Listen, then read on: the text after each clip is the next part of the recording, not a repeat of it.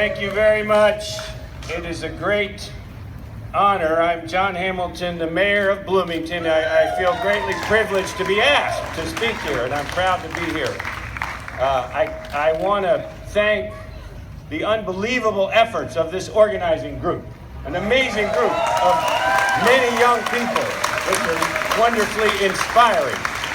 I am sorry to follow the professor's lecture and sermon. That's hard to do. I mean, that was awesome. Thank you. Thank you for that. I'm really here on behalf of 84,000 residents of Bloomington. That's my job. I'm the mayor. And I want to make a few comments, and thank you for being here. I want first to say that Black Lives Matter is a continuing, this movement is a continuing story of the great tradition of American civil action. Our 240-year-old country has generation after generation been improved by civil action that sees problems and injustices and works within our democratic system to fix problems. That's what Black Lives Matter is about, fixing problems.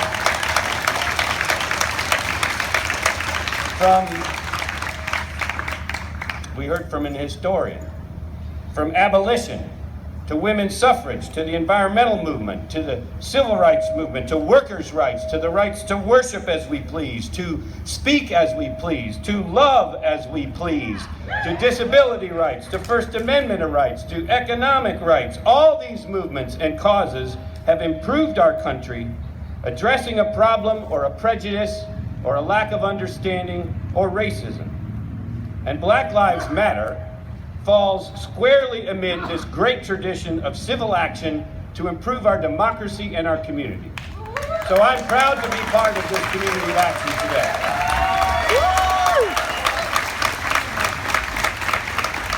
Now, as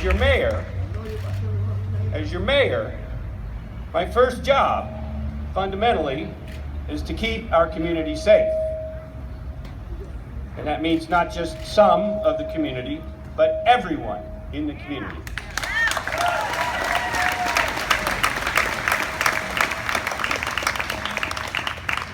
If anyone in the community doesn't feel safe or is not safe, then we are all diminished and our community is diminished.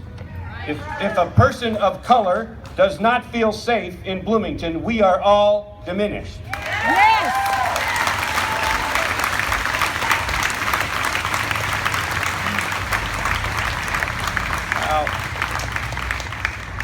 We're here today, of course, about our community, but also we think about our country, to emphasize that we have race issues still to deal with in our country and in our community.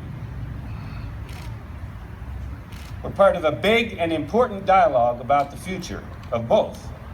Recently, in Dallas, President Obama said, quote, all of us, we make mistakes. And at times we are lost. And as we get older, I guess he was noting he's getting older. As we get older, we learn we don't always have control of things. But we do have control over how we respond to the world. That's right. We do have control over how we treat one another. Close quote from President Obama. Now, as mayor, my job is to work every day on behalf of our community on how we respond to the world and how we treat each other. Together with you, I want to promote fairness and justice in all aspects of our civic life. Together with you, I want to promote kindness to each other, to all of us, and to each of us. Yes! Yes! Together with you, I want to promote respect for all and diversity, recognizing how much better we are with core values of fairness, kindness, respect, and diversity. Yes.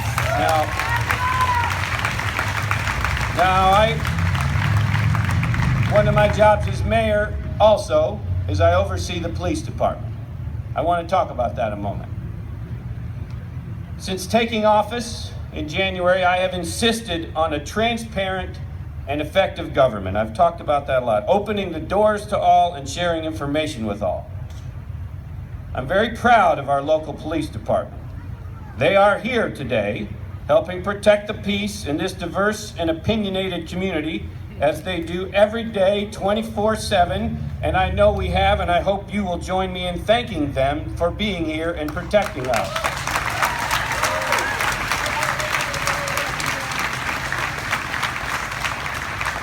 I'm proud of our community, and I am proud of our police department, not just for who we are, but who we want to be.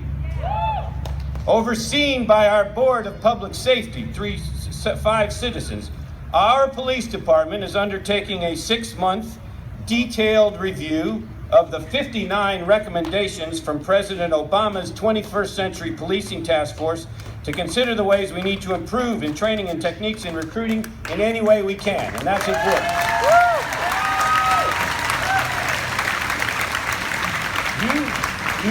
You heard earlier, just in the last couple of months, we joined a few dozen cities around the country in the Open Cities Police Data Initiative to be sure that we share and publicize important facts about our public law enforcement. I want to be sure we share data, whether it's encouraging or discouraging, about our public safety efforts so we can get better together. As you heard, even today, our chief of police, former city council member Mike Dekoff, is in Washington, D.C. at the invitation of the White House, sharing what we are doing as part of this data initiative. We're posting 10 sets of data. We had to post 3. We're posting 10 sets of data about what is happening in our community with our police to see how we're doing and think about how we can do better. We are removing the tinted windows from squad cars. We're continuing to use body cameras to protect the public and the police and record what really happens. We're increasing training and outreach. We're continuing to downturn resource officers, but there is always more to do. And we welcome suggestions, and I know you have some. Thank you for being here today. Thank you for being here today, caring for your community and each other. Politics is too often about dividing and blaming, stigmatizing and inflaming. It needs to be about inspiring and uniting, about empathizing and caring.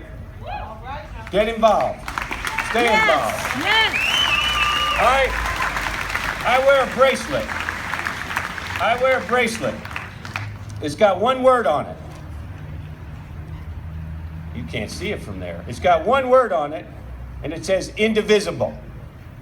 Indivisible is from the Pledge of Allegiance. President Obama said, quote, "We are not as divided as some people would make it seem or want it to be." He is right. And Bloomington can continue to be part of the solution and the future. We are committed to justice, and we're committed to each other, and I believe we are indivisible. Thank you.